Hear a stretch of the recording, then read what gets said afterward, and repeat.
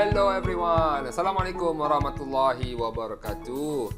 Today we are going to look at one of the psychrometric process, which is sensible heating or cooling. So what is sensible heating or cooling? So let's refer to this explanation here. So it is a psychrometric process that involves the increase or decrease in the temperature of air without changing its humidity ratio. So in the previous lecture, we already learned about what is humidity ratio. Okay, the mass of the water vapor over the mass of the dry air. Okay, the humidity ratio. So without changing this humidity ratio here, the temperature is increase or decrease.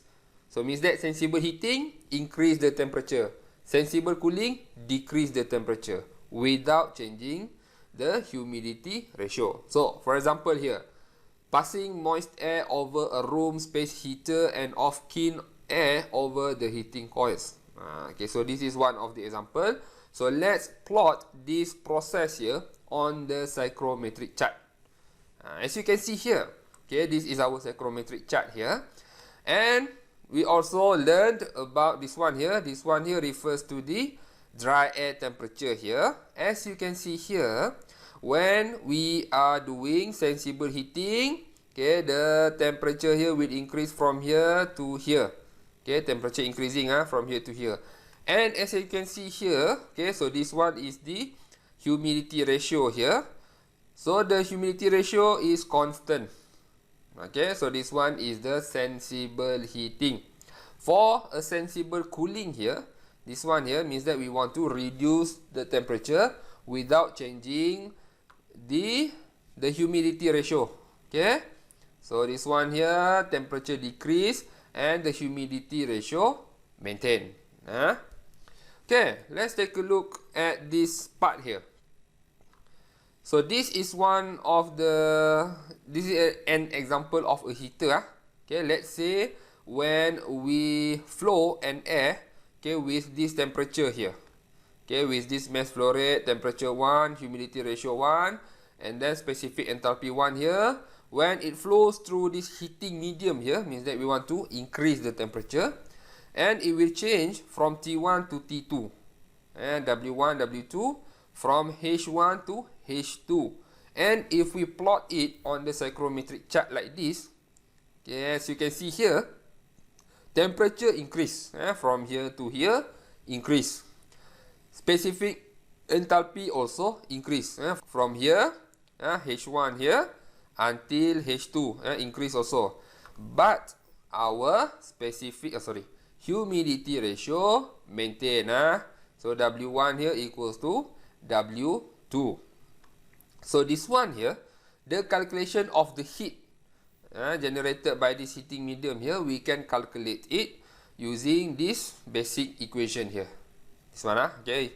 I think you've already seen this equation many times, Okay, let's take a look at this example here.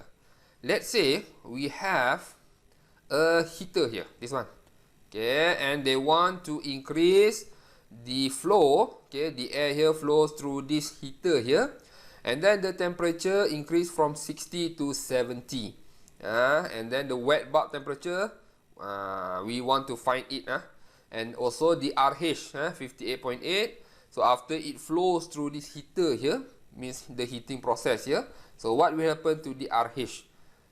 Okay, and then the air here will flow again up here and then circulate lah. Now, how to get this value here? TW3 and also RH3.